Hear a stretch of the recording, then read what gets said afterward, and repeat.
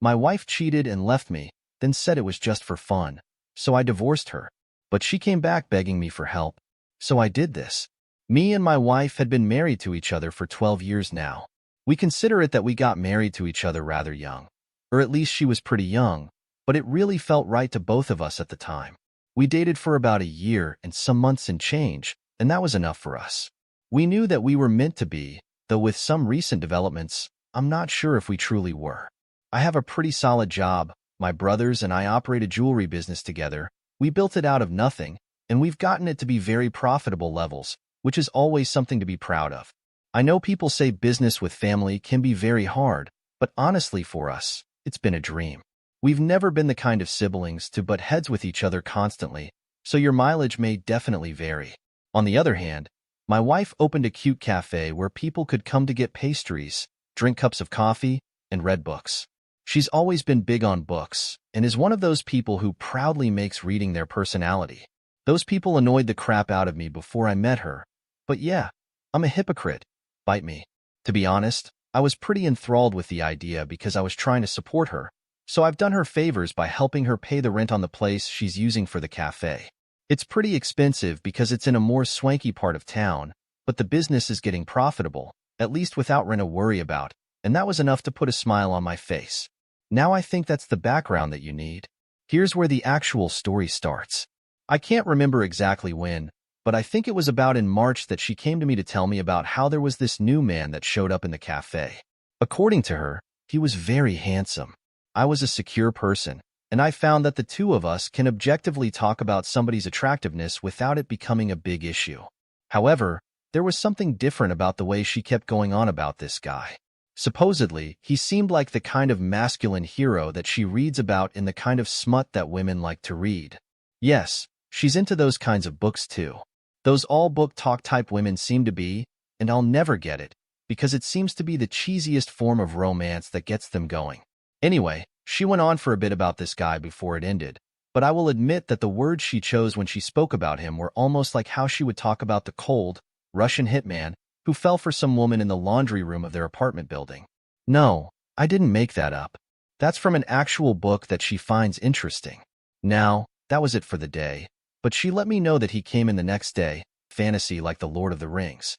She always tells me a lot about her cafe's patrons, so it's not like this was out of the ordinary, but once again, there was a really flowery verbiage at play, and it seemed like she was almost fetishizing him in a way. At a point, he wasn't novel to her anymore, so she stopped talking about him at length, but it was clear that he was still a regular at her cafe, and it felt a lot better to me knowing that he didn't seem to be worthy of long spills every evening any longer. Hell, I even popped into her cafe one afternoon to bring her lunch, and I saw a guy sitting in the corner who fit the exact description. I was 100% sure that it was him, and admittedly, he was a handsome guy. His name was Ivan according to her. Now, it's about at this point that things start to get a bit wild. There was a night that she got back home and she had a goofy smile on her face, so I asked her what was up.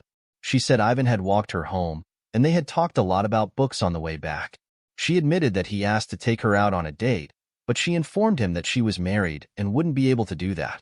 She said he was really apologetic, held my hand tenderly, and then said good night and left. I remember asking her why that was making her smile so widely, and her response was, "It's like something out of a book." I won't lie, that part pissed me off, because it was like she was romanticizing every single interaction she was having with Ivan. I didn't know that because he was a patron of her cafe. There was no way they wouldn't keep interacting on almost a daily basis. I didn't want to seem insecure, and she could have decided to tell him that she didn't have a man. So again, I felt there was no need to talk about things despite the fact that I felt some kind of way about it. It was just my feelings I had to get over, right? It eventually became evident to me that this wasn't the case when my wife came home about a week later with a bouquet of flowers that she promptly put into a vase. According to her, it was a gift from Ivan. Nothing special. He said that he bought a bunch of fur coworker. He has a job now, by the way. It was her birthday, and he just thought it'd be nice to get me some because he always sees how hard I'm working. I felt my head get hot as she said that, because she was trying to paint the situation like she was a schoolgirl who didn't understand when someone liked her. I asked her straight up whether she could tell that Ivan really liked her. She said it was obvious, especially after he asked her out, but she believed that the flowers were just a friendly thing. And that had me baffled, because if you're a guy, you probably don't get flowers for a girl that rebuffed you, even if it was because she was married, as a friendly thing. He was still trying to get in her pants, or maybe now trying to get in her pants and leave all the rest of the lovey-dovey stuff out of it. He was having an easy time with his advances, so at the time, I knew that he wasn't about to stop anytime soon. I was right, because 2 days later, my wife came back home relatively later than usual. I think it was almost 2 hours later, and she didn't tell me that she was going to be late. It's not like this was the first time in existence that she would come home late, so it gave her 2 calls, which weren't picked up, before deciding to give it time. But before I could call a 3rd time, she showed up at home, and it distinctly bubbly moved. You won't believe the evening I had. That was the first thing out of her mouth before she went into a whole spiel about how she had shown Ivan where the museum was, and then they want to get a slice of American pizza because he had never had it before and always saw it in the movies. Then they walked and talked and ate pizza and a bunch of other crap I really didn't care about, but I let her finish. And when she was done, I asked her, "Are you attracted to Ivan?" She acted very shocked and offended and said, of course she wasn't, that the only person she was attracted to in that way was me. That she was just trying to welcome somebody who was in an unfamiliar country and had no friends or close people around him to show him around and answer his questions. I wasn't really convinced by all of this, so I told her straight up that she had to stop seeing Ivan. Yeah, that caused a big fight. Quite unsurprisingly, she talked about how it was being insecure, how there was nothing fair, how it should stop feeling threatened, and a lot more nonsense. I was pissed, but I was able to keep my wits about me and stop my temper from raging. I stood my ground, though, and told her that she should stop anything extracurricular with Ivan. It was fair if he came by her cafe because he was a customer, but things weren't supposed to go beyond that point. I told her to imagine what she would do in my shoes if some Serbian girl came to buy a bracelet and decided to take her to walking around town and all that. According to her, I'd understand, but I think we all know that's a lie, don't we? Long story short, I slept on the couch. No one is shocked there, but the good thing is that I stopped hearing about Ivan and all his drama, which was enough for my mental health. Again, I knew that she would be interacting with him at her cafe, but there was only so much that could happen there, and it seemed pretty sure that nothing was going on because she was heading back home at the regular time each night, which was good by me. I became very suspicious when I walked into my wife's cafe randomly one afternoon, and she wasn't there. Neither was Ivan, though I couldn't have been sure that he would have been there at that time anyway, so that didn't mean much. But it did mean much that she wasn't there because that was very unusual. I thought of sticking around until she came back or asking one of her employees where she had gone, but I decided not to make a big deal of it. It was when I was getting back into my car from across the street that I saw her and Ivan coming up the street, arms interlocked. It took every single ounce of strength in me not to run across the street and beat the crap out of the guy and cuss her out, but somehow I stayed in the car, watched them walk into the cafe, and I drove off. That happened yesterday, and I really struggled to process it. I wanted to confront her about it as soon as she got home, but I think there's a lot of power in knowing something that the other person doesn't know you know. It'll make it easier for me to see through other lies that might be told. Case in point, when she got back home, I asked her how her day was, and she described a pretty plain day without any mention of going somewhere. I have no idea where with Ivan, so this is why I'm here. Should I confront her straight up, or should I try to find out more of the truth before that point? I'm tending towards the latter because I'm starting to think that there might be something going on into my nose, and I feel like confronting her might result in all the chances of finding the truth resolving.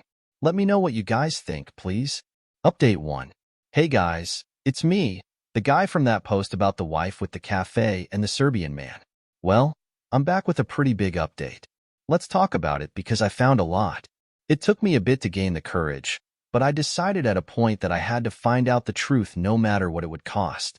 I have never been the kind of person to smile upon the idea of checking your partner's phone, but in this case, I knew I had to put whatever moral conundrums I had aside and do it. So I did it at the first chance that I got, which was while she was asleep. Unsurprisingly, she had Ivan in her messaging app, and they had been talking a lot. It was WhatsApp, so it was easy for me to export the entire conversation to a text file, which I sent to my phone from her phone. I made sure to delete the evidence, of course. I looked through her gallery and found a few pictures of them smiling together in public places, but nothing extra incriminating. I sent those to my phone too. Again, evidence was deleted. It took me about 5 minutes to do all of that, and I put her phone back where it belonged. After that, I did all the reading on my phone, where it was a lot less suspicious in case you woke up suddenly. And boy did I see things that made my head spin. Here's a transcript of one part of the conversation that you might find as appalling as I did. It came after a point where they were discussing some book that my wife had recommended to him. Let's call my wife Clarice instead of her actual name. In the way, the main characters reminded me of us, Clarice. Yes, that's what I thought too. The big mysterious hunk and the artsy girl who was torn between him and her boyfriend. In a message right after that. And a lot of steamy sex scenes. That part especially reminds me of us. I agree, the sex is always good, but in your case, it's a husband. A stupid laugh emoji after that. Laugh emojis from Clarice. Yes, and I think that's what makes it even more exciting and fun. It feels so wrong. I've never cheated before, but I can't say I properly regret it.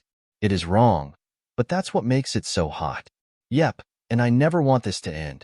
It drove me insane. It was 2 a.m., and I left the house to go on a walk because I couldn't stay behind her at that point. I would have done something crazy. I was almost sure of it. I feel like I walked around the town aimlessly for 5 hours, but by the time I got back, it was only 3 a.m. She was still sleeping too. Do you know what it is like to find out you're being cheated on, but then to find out your wife is ridiculing you by actually enjoying doing everything behind your back? She was basically reveling in my ignorance of the situation, and that was the part that drove me over the edge. Not like cheating was going to be forgiven anyway. When I got back, she was still sleeping. So I grabbed her phone, jumped to that part of her conversation with Ivan, and took a video of it on her phone. I needed to make it very clear that there was no doctoring going on here. It was clear that Clarice felt like she was living out one of her stupid books, but it was absolutely despicable that I had to be a victim in all of it. She has no idea that I know this, but the divorce is cooking up. There's really no other way for this to go. I also need to see her go down. I need to see Ivan go down too. I don't know how I'm going to do this, but I need both of them to hurt, and I need them to hurt badly. Update 2. It's been done, and it was glorious. This is the final saga of the Serbian man Ivan and the book-loving, treacherous, cheating wife Clarice. In this whole thing, they had no idea they should have been a lot more worried about me than they were. Let me rush through the boring parts of the story. Clarice went to work one day, and I parked across the street in an Uber. I watched as the process server walked into the cafe and handed her the divorce papers in a very public manner. That was very pleasing, and after that, we drove off. I went to work, had a great day, and there wasn't a single message or missed call from Clarice by the end, which was very pleasing to me. She knew she had been made out, and there wasn't anything begging was going to do. At least that's how I saw it. Well, that night, she came back, crying rivers. It's not pouring out of her nose. She looked like an absolute wreck, honestly. I felt a twinge of sadness seeing her like that, blaming it on the fragments of love that were left. But it didn't last long. She kept asking what she did wrong. Was it Ivan? Was it Ivan? I realized she didn't know how much I knew, and she must have tried to figure it out if she had leaks in her operation before she couldn't figure out what I knew. I couldn't tell whether it was better to tell her I knew about Ivan or not, but in the end, I made a promise. I told her I saw her and I had been walking arm in arm that day, and I had been holding it in, but I didn't let her in on anything else. At that point, she suddenly got emboldened and started half begging, half calling me stupid. According to her, there was no reason to divorce her over that. Yes, she was wrong for still seeing him, but no, there was nothing happening between them, and I was being insecure. I was being jealous. She couldn't tell whether to grovel or insult me apparently. In the end, I told her to get out of my house, which she did. That's where the actual divorce phase. That part was loads of fun for me. I have a lot more money than her, which in a divorce means there's a lot more to lose, but it also means there's a lot more to spend on good lawyers, which I made sure to do. When you get a divorce, get a good lawyer. I promise you all that it is worth it, because not only did I have a lot of pictures of the two of them after a point where I had mentioned my concerns about it, but I had the text messages to clearly demonstrate the infidelity. On top of that, My rockstar of a lawyer was able to point out transactions in her joint account that seemed to have been spent on Ivan. He aligned the dates on some transactions with dates in the entire text message transcript, where he thanked her for certain things, and it became very clear that she was spending our money on her Serbian lover boy. The lawyer did good work of painting her like a gold digger too, which was fun to watch for me. She fought her best, but honestly, there was nothing to point out for me.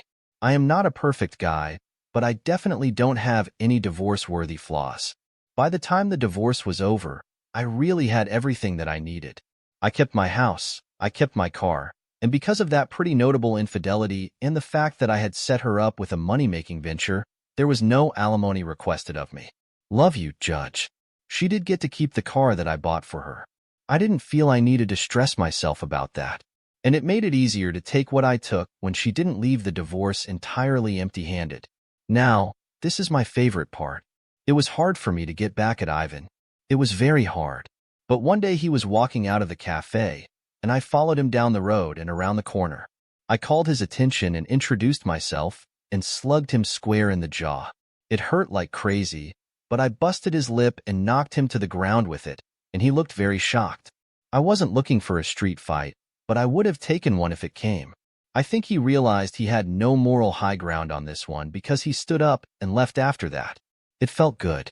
I wish I could have done more because he knew he was messing with a married woman, but that was enough for me and probably all I could have realistically gotten without a felony charge. And then Clarice. You know that rent that I was paying for her? It was due again, and because she had her cafe in such a nice part of town, it was expensive. It was usually due on May 1st, but it was only towards the end of May that she came to me, crying on the phone, saying that she needed to pay the rent for the cafe badly and she didn't have the money for it. She begged and begged and begged, but I told her to sell the car to get the funds for it before I hung up the phone. She called several times throughout that week, but I didn't pick up the phone. Spoiler, I found out she sold the car when she called me to start cursing me out. She said it was evil that I couldn't help her at the very lowest. I told her it was evil to think that it was fun and exciting to cheat on me. She couldn't say anything to that. I'm waiting for May next year to see how she struggles with rent. If the gods have their way, she'll lose the cafe too, especially without access to my bookkeeper any longer. It's been sweet, honestly. I'm newly single with a lot of money and a lot of satisfaction. I won't say that the divorce and betrayal and infidelity didn't hurt like hell because it did, but you can only move forward, right? That's what I'm going to do. Thanks to you all for sticking around and for your words of encouragement and advice. I really appreciate it. Hopefully, I'll never have to write a post again.